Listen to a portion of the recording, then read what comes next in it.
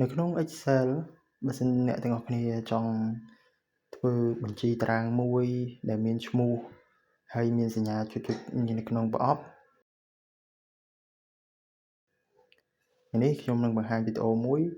សម្រាប់បំពេញព្រែគំនិតចុចនៅក្នុងប្រអប់ក្នុងកម្មវិធី Excel តោះមកមើលទាំងអស់គ្នា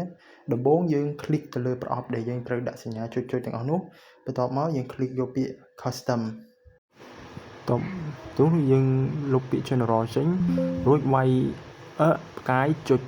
ឬក៏បន្ទាត់មួយទៅហើយពេលទៅវាយហើយបងប្អូនទាំងអស់គ្នា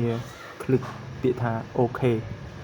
នោះនៅពេលដែលបងប្អូនទាំងអស់គ្នាសរសេរពាក្យនៅក្នុងប្រអប់ហ្នឹងរួចចុច enter ឬក៏ tab វានឹង load ជាបន្ទាត់បែបនេះហើយបើបងប្អូនចង់ដាក់សញ្ញាចុចគ្រាន់តែបដូរពីបន្ទាត់គឺ A ផ្កាយចុចមួយទៅគឺវានឹង load ធ្វើបែបនេះវានឹង load សញ្ញាចុចនៅក្នុងប្រអប់ទាំងអស់នោះឬក៏បងប្អូនចង់ដាក់ជាបន្ទាត់គ្រាន់តែបដូរចុចមកជាគំនូសបន្ទាត់វានឹង load ជាបន្ទាត់នេះបែបនេះសម្រាប់បងប្អូនដែលទើបតែរៀនកុង